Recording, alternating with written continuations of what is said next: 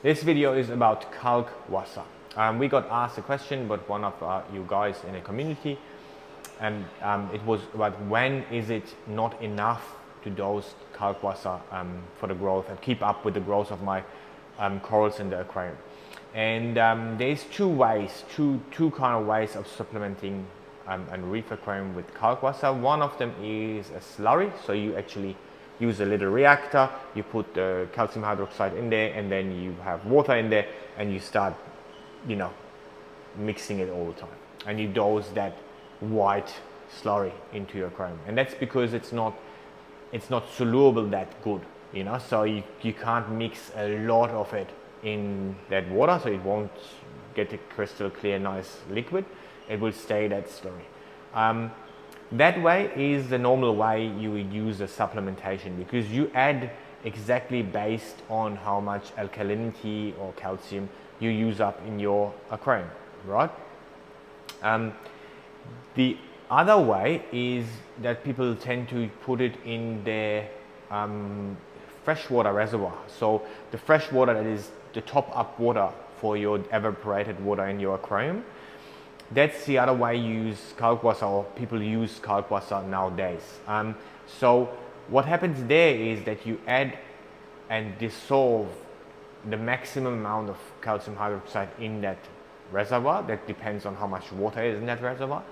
And then by adding the the top up water into your aquarium, you also add calcium and hydrogen carbonate. So you actually add what the corals need to grow.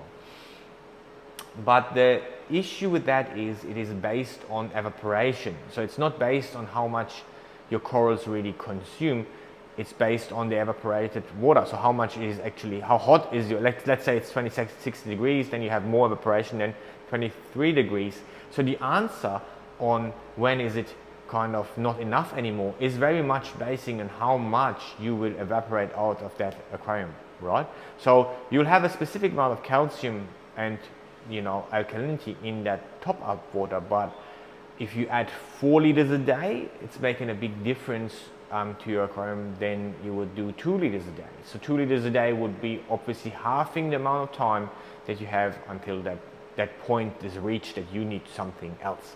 So I wouldn't really recommend doing it that way. It is very not linear, very not stable the way to do it in that reservoir.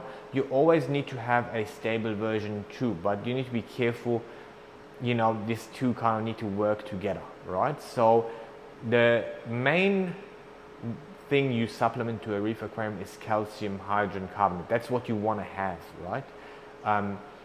But obviously you can't, there's no salt of it, so you need to always have another way to do it.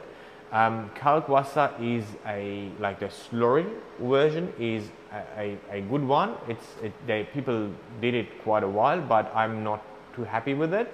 It is very high in pH. It has a bit of like everything else, it has downsides and benefits.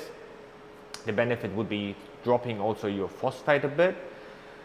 But yeah, otherwise modern ways Core 7 or even a calcium reactor is more modern than Kalkwasser reactor. So that's the way I would go right now. And if you go Kalkwasser, always go slurry, because the main controlled version, and you don't need to change it anymore. You just add more if your consumption goes up. Okay, I hope this answers your question. If you have any other question, just write it down here and give me a thumbs up. We'll see you in the next video. Take care.